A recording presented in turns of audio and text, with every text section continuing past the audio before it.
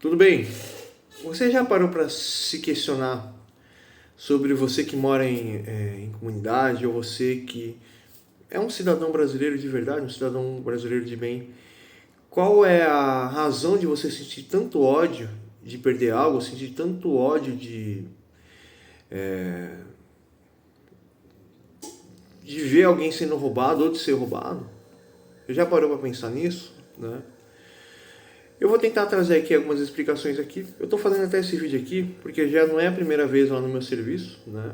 Que eu tenho um conhecido lá, mas ele é meio problemático. Ele tem não é o Diabo Loiro, é um outro lá. Eu trabalho só tem pancada na cabeça. Acho que eu sou o único normal lá do meu serviço. E aí esse moço, ele, para você ver o nível de loucura que é o serviço meu. Eu sou o normal do serviço. Como fala, ele entrou lá no serviço lá, não deu um minuto, um cara entrou lá, não poderia entrar, né? Porque a área lá é fechada, né? E ficou encarando. Eu bati, os caras estavam olhando no meu celular, né? Que meu celular, o cara estava olhando no celular do meu amigo, que é mais caro ainda. Mas ele colocou até uma capa para não perceber, mas o cara, pelo desenho, viu que era um celular de 5 mil. A moto do cara é zero. E aí eles ficaram filmando eu, filmaram o cara e tal. Aí eu bati o olho no meu amigo. Duas vezes eu olhei no olho dele. Ele entendeu, eu levantei e fui. Aí o cara foi atrás de mim para puxar a conversa comigo. Mas eu fiquei desconfiado, talvez não era nada, né? Mas eu achei muito estranho. Dois moços jovens, numa moto nova, entrou num lugar que é privado, ninguém pode entrar. E isso me fez eu querer questionar aqui uma questão. Eu disse aqui, né, que o ódio que você sente de um bandido, né, ou um ato de lynch, né, ele se baseia no princípio de que você precisa descontar todo o seu sentimento de raiva em cima de um culpado. Porém, será que o bandido realmente é culpado? Né? Ele tem a culpa dele, mas será que todo o sentimento que você está transferindo para o bandido está associado ao bandido? Né? Eu acredito que não. Por quê? Imagina, a gente fica muito ansioso em conquistar uma coisa porque as coisas são muito difíceis. A gente precisa das coisas corretas, mas a gente está tão emocionado que a gente não consegue enxergar realmente as falhas das coisas. Tanto mesmo que eu conversando com um amigo meu aqui e tal, apareceu uma moto lá para um colega meu comprar. Eu olhei de cima e embaixo, apontei vários defeitos. O meu colega só apontou o defeito que estava batendo a parte de cima, né? Eu falei assim, olha, então, do lado de cá não pode vazar, porque aqui tem um tipo um selante, né? É uma peça que você põe ali no girabrequim e não pode passar óleo no volante da eletricidade, né? Se está passando óleo ou porque a peça está velha ou está desalinhado, né? E a moto tá linda, a moto do moço, mas a moto é velha, né? Uma RX.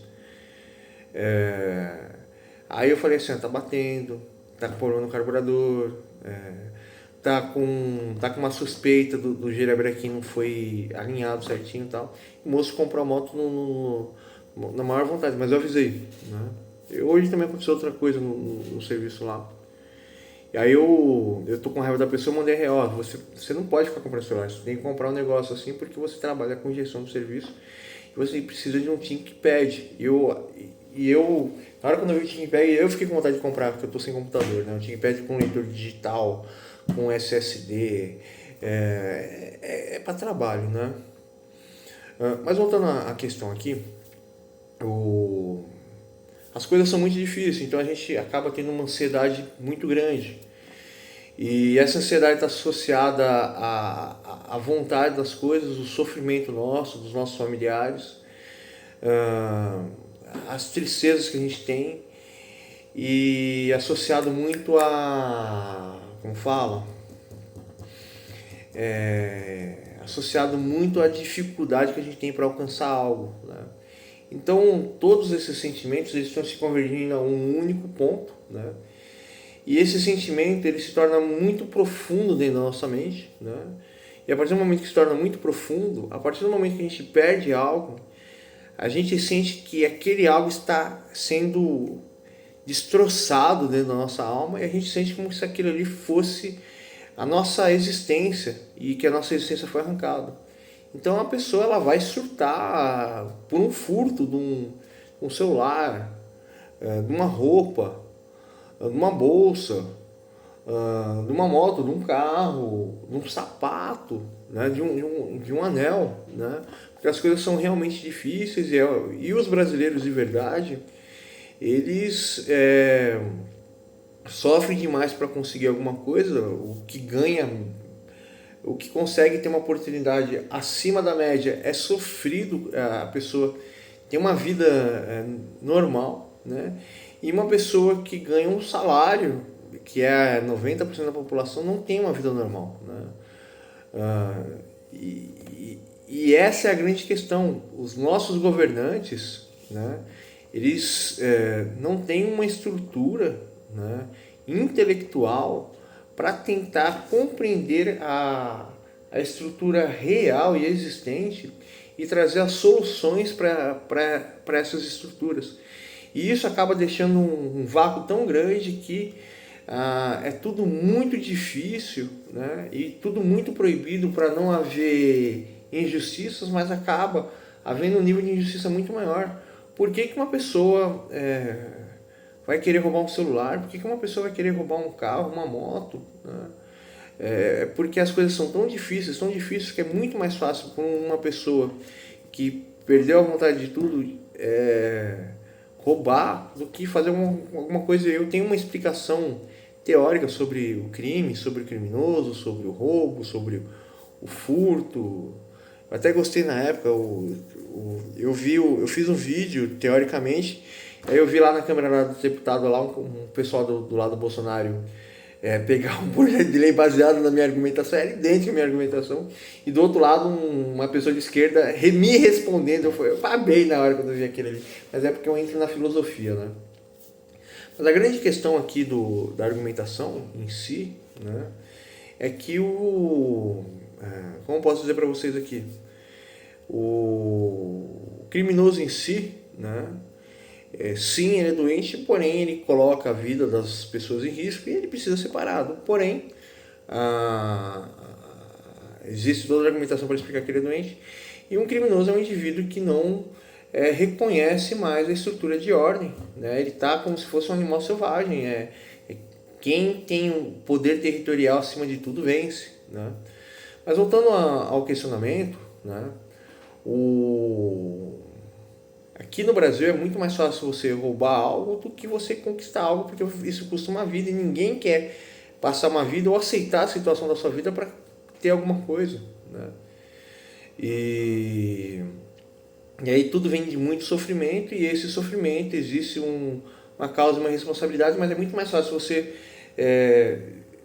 estar em algo real, literal, do que algo teórico, algo intelectual, né? E compreender que a sua ira é todo o sentimento que você criou, a perca disso e a responsabilidade não do criminoso, mas sim da classe política e de alguns intelectuais que deveriam direcionar a política e alguns representantes da sociedade deveriam direcionar a sociedade para que nós tivéssemos uma vida verdadeira, né? Porque lá nos Estados Unidos o crime é muito mais na lábia ou é muito mais pesado do que o crime aqui, por exemplo, o México, né? E lá nos Estados Unidos o crime como fala, eu tô louco pra assistir aquela série, nunca assisti, todo mundo sempre falou que é o Doctor, aquele moço lá que é químico e cortou o cabelo, né? E o que acontece? Aqui no Brasil, né,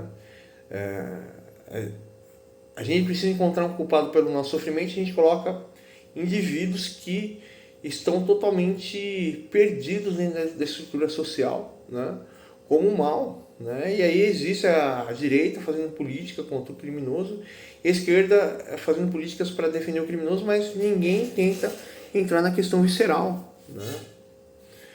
Então, isso, né? Uns queriam um herói para ser adorado e para ter investimento do povo para o governo, e o outro cria a vitimização do criminoso para que exista um investimento a favor do criminoso e outro totalmente contra o criminoso. E a questão não é essa, né? A questão que não deveria, como falam, nem haver o princípio do crime, mas é que é toda uma questão da cultura de Israel, né? Mas voltando à questão aqui que eu estou dando volta, né? Como fala, eu deixei bem claro aqui, né, que as pessoas fazem maldade dentro das comunidades com criminosos, porque é muito mais fácil você ver algo direto do que ver algo indireto, né? Ver algo da dificuldade. E voltando à questão aqui, os Estados Unidos, como existe um livre mercado, e a grande questão do livre mercado é a família, né? Então o que acaba existindo lá é o quê? Que todo indivíduo ele pode formar família, e cada indivíduo está passando um momento da sua vida, mais novo, médio, mais velho, vivendo seus prazeres e tendo a sua família, né?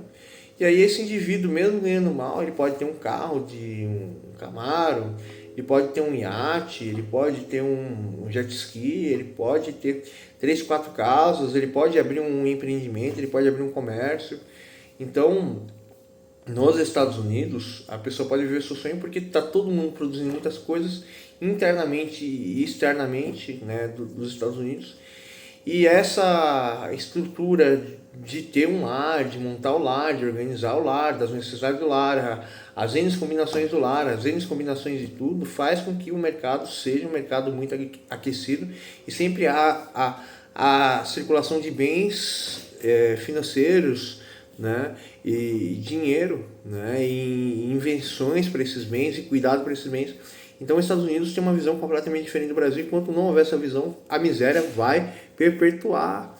Ficar importando porcaria da China e ficar rindo de que eu ganhei centavos na morte de uma pessoa não é moral, não é ético, né? Moral e ético é eu realmente dar destino das necessidades das pessoas, pelo dinheiro delas e pela produção em massa para as pessoas, para que as pessoas tenham o mínimo necessário para viver, né? Não subsistir, né? E aí, porque existe a miséria extrema, né? Então existe até um índice de criminalidade mais alto, né? Porque pense bem, se num país existe uma estrutura para a pessoa ela progredir, os criminosos são pessoas que são totalmente erradas, que não querem seguir as regras, né? Aqui não, aqui os criminosos eles estão até abaixo dessa estrutura, que ainda é muito pior. E aí o que acontece? Você está dentro de uma comunidade, tá toda a população sofrendo, né? E vocês precisam derramar a sua ira sobre um ladrão de pano, né? E porque vocês nunca vão ter o bem de volta, né? Às vezes nunca mais vai ter aquele celular, porque não tem dinheiro para comprar, ou uma moto, ou vai perder totalmente a estrutura da sua vida, né? Ou porque é humilhado no serviço, tem que trabalhar 16 horas por dia, não pode ser ver seus filhos, está sempre com muita preocupação e medo. Sempre a população brasileira, sem dúvida, todos sofrem, né? Alguns abaixam a cabeça por sofrimento e muitos outros ficam irados pelo seu sofrimento, né? O Brasil aqui é um lugar que é um lixo e que você tem que se afastar de todas as pessoas por causa da miséria, né? E todos nós somos irmãos e a miséria está fazendo um querer comer o prato de comida do outro, né? E além disso, né? Dentro das vilas, das comunidades, né? Acontecem coisas horríveis porque as pessoas elas precisam encontrar uma imagem que representa o seu medo, né? Mas a imagem que representa o seu medo não é o bandido, e o bandido, né? Além de ele ter toda a sua estrutura, né? E é impossível você ter um bem de volta, né? O Estado nem te ajuda a você ter o bem de volta, porque a lei ela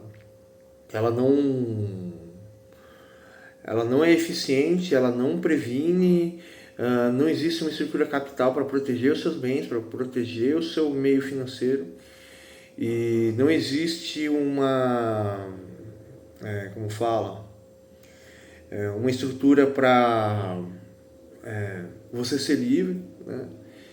Então a única coisa que sobra é o seu medo, e esse medo faz com que você sempre esteja com os seus sentimentos à flor da pele, e basta alguém te prometer algo que você vai jurar para as pessoas. Por exemplo mesmo, o Lula ele prometeu picanha, prometeu churrasco, prometeu cervejinha, prometeu isso e aquilo. E eu pensei que ele só ia mexer na parte econômica, né? Que eu ia ter uma oportunidade nessa parte econômica, porque ele libera crédito para todo mundo, né? Eu pensei em construir meu sonho. Porém, ele não tem estrutura para manter de pé, né? O governo, porque todo mundo está vendo que ele está babando dentro do governo. E a situação só está piorando. Mas a questão não seria nem essa. Eu queria resumir aqui a minha argumentação filosófica aqui, né? Resumir e terminar minha argumentação filosófica, né? Então, a população é cega, né? E os representantes da população são frutos da população, então eles são mais cegos ainda porque eles não têm um prato de comida, eles acham que um copo brilhando e que um prato de louça uma mesa de madeira, também uma mesa de madeira de maneira fórmica, é o seu Deus, né? E que eles têm que servir isso, e que eles sentem prazer, né, no trocado da morte das pessoas, ou de importar produto da China. Não é errado você importar produto da China, mas é errado você não permitir a competição econômica, né? E aí o governo é a barreira principal, e os comerciantes desistem completamente de utilizar a sua inteligência, porque o Estado ele impõe a força, né, na população, né? Isso daqui é até um questionamento anarcocapitalista, né, extremamente anarcocapitalista, mas eu fico bobo, eu vejo os anarcocapitalistas, eu vejo os princípios da cultura judaica, eu não consigo distinguir a diferença, né, entre a ética, né, porque existem outros princípios da cultura judaica que são voltados ao princípio da moralidade, né. E como eu posso dizer para vocês, o criminoso em si, né, ele põe em risco a sua vida e a vida de todas as pessoas, ele precisa ser detido, né, mas nem você nem eu tem oportunidade se acontecer um erro na minha moto, ou se quebrar meu celular, né. Aqui no Brasil a gente não pode errar, né. E tudo isso é culpa dos nossos representantes.